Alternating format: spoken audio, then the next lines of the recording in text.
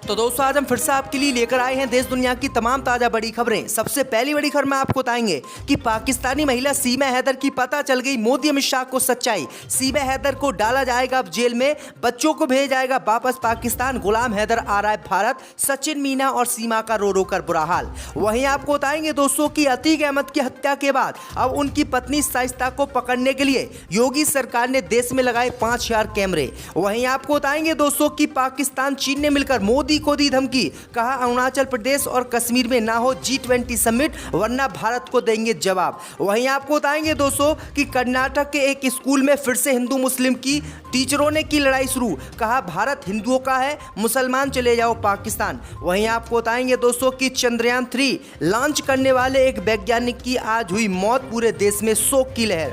वहीं आपको बताएंगे दोस्तों कि केंद्र में बनी अगर इंडिया गठबंधन की सरकार तो हिंदू धर्म को कर दिया जाएगा खत्म, बीजेपी ने किया दावा। तो दोस्तों सभी खबरों को आपको एक एक कर बताने वाले हैं, वीडियो को लाइक कर चैनल को सब्सक्राइब कर दें। इसी बीच पर तो दोस्तों अगली खबर की ओर तो प्रधानमंत्री मोदी ने सीमा हैदर के खिलाफ लिया एक्शन, सीमा हैदर को जेल में डालने का किया ऐलान, बच्चे जाएंगे वापस।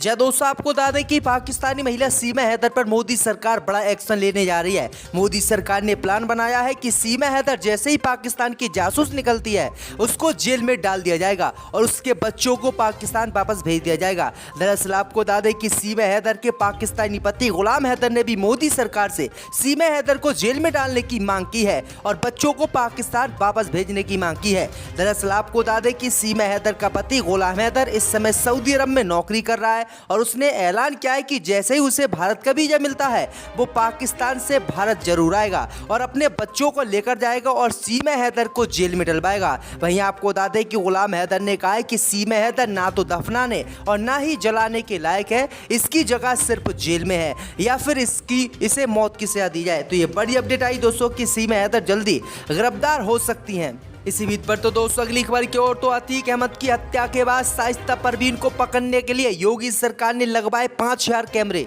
जय दोस्तों आपको बता दें कि अतीक अहमद की हत्या के बाद अब योगी सरकार शाइस्ता परवीन को पकड़ने में जुटी हुई है, लेकिन शाइस्ता परवीन अभी तक योगी सरकार के हाथ नहीं आई है। इस बीच खबर सामने निकल कर आई दोस्तों कि शाइस्ता परवीन को जल्दी गिरफ्तार करने के लिए योगी सरकार ने एक नया प्लान बनाया है, जिसे सुनकर आप सभी के होश उड़ जाएंगे। दरअसल आपको बता दें कि उत्तर प्रदेश की योगी सरकार ने शाइस्ता परवीन को पकड़ने के लिए उत्तर प्रदेश में 5000 कैमरे लगाने का ऐलान किया है। इन कैमरों से शाइस्ता परवीन की निगरानी की जाएगी। इन कैमरों में कहीं पर भी शाइस्ता परवीन कैद होती है तब पुलिस उनको पकड़ेगी। दरअसल आपको बता दें कि अतीक और अशरफ की हत्या के बाद अतीक अहमद की पत्नी शाइस्ता परवीन इद्दत कर रही थी और इद्दत के कारण वो कहीं पर भी नहीं मिल पा रही थी। अब इद्दत पूरी हो गई, जिसके बाद शाइस्ता परवीन को पकड़ने के लिए योगी सरकार ने फिर से कदम आगे बढ़ा दिए। आप देखते हैं कि कब तक योगी सरकार शाइस्ता परवीन को पकड़ती है। आपकी क्या राय है दोस्तों, शाइस्ता परवीन को पकड़ना चाहिए या फिर नहीं, हमें कमेंट करके जरूर बताएं।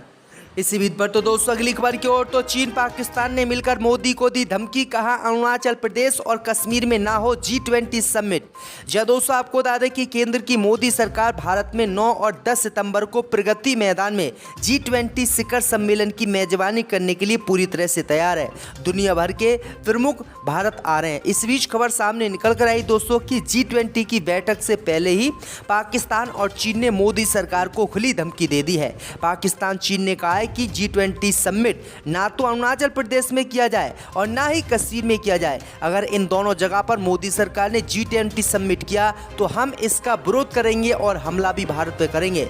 दरअसल आपको बता दें कि चीन अरुणाचल प्रदेश को अपना बता रहा है, दूसरी तरफ पाकिस्तान भी कश्मीर को अपना बता रहा है, जिससे मोदी सरकार पूरी तरह से परेशान हुई पड़ी है। इसी बीच पर तो दोस्तों अगली खबर की ओर तो चंद्रयान 3 लॉन्च करने वाले एक इसरो के वैज्ञानिक की हुई मौत। जय दोस्तों आपको बता दें कि चंद्रयान 3 को लॉन्च करने वाले एक वैज्ञानिक की मौत हो गई है, जिसको लेकर पूरी दुनिया में चर्चा हो रही है। दरअसल आपको बता दें कि इसरो के वैज्ञानिक बला रमथी का कार्डियस अरेस्ट से निधन हो गया है। उनकी आखिरी उल्टी गिनती देश के तीसरे चंद्र मिशन चंद्रयान 3 के प्रक्षेपण के दौरान थी।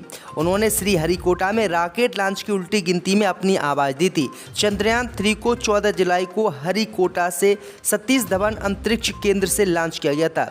वहीं आपको बता दें कि 23 अगस्त को चंद्रयान 3 का लैंडर मॉड्यूल, जिसमें विक्रम लैंडर और प्रज्ञान रोवर शामिल थे, चंद्रमा की सतह पर उतरे, जिससे ये उपलब्धि हासिल करने वाला केवल चौथा देश बन गया। लैंडिंग ने देश को पृथ्वी के एकमात्र प्राकृतिक उपग्रह के अज्ञात दक्षिणी ध्रुव पर पहुंचने वाला पहला देश बना दिया। इसी बीच इसरो ने शनिवार को कहा कि चंद्रमा पर प्रज्ञान रोवर को निष्क्रिय कर दिया गया है। वहीं खबर सामने निकल कर आई दोस्तों कि जैसे ही चांद पर जो है हमारा भारत पहुंचा, उसके 14 दिन बाद ये बड़े वैज्ञानिक की मौत हो गई। तो ये बड़ी अपडेट आ रही है इसी बीच पर। तो दोस्तों अगली खबर की ओर, तो कर्नाटक में हिंदू छात्रा ने मुसलमानों पे की अभद्र टिप्पणी, कहा भारत हिंदुओं का, तुम पाकिस्तान चले जाओ।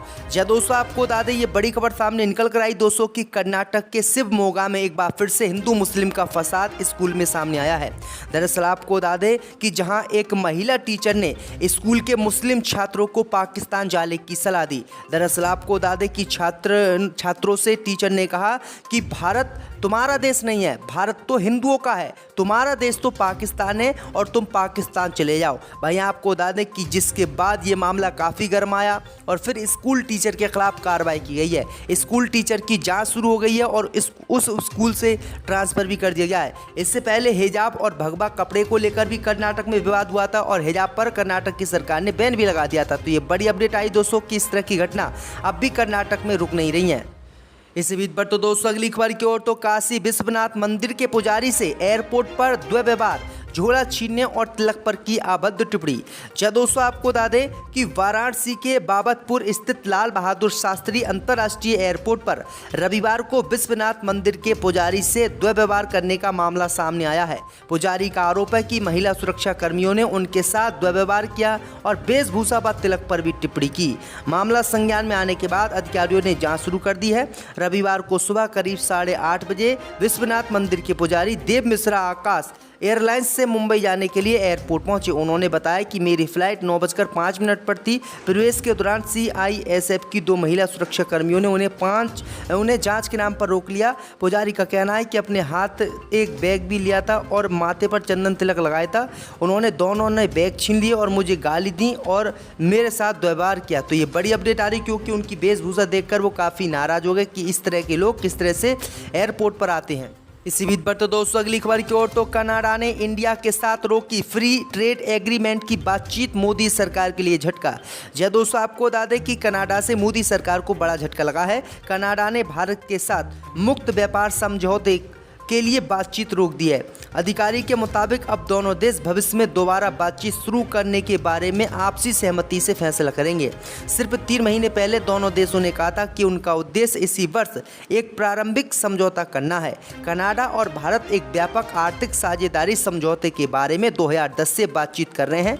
वार्ता औपचारिक रूप से पिछले वर्ष फिर से शुरू की गई थी, लेकिन अचानक ही इस वार्ता को ख़त्म कर दिया गया है, जिससे भारत के लिए काफ़ी नुकसान हुआ है। इसी बीच पर तो दोस्तों अगली खबर की ओर, तो सनातन धर्म को खत्म करना चाहता है इंडिया गठबंधन, बीजेपी ने किया दावा। जी दोस्तों आपको बता दें कि भारतीय जनता पार्टी के अध्यक्ष JP नड्डा ने रविवार को विपक्षी गठबंधन इंडिया पर बड़ा हमला बोला। उन्होंने भारत की संस्कृति और भारत के हिंदू धर्म को ख़त्म करने की बात बताई।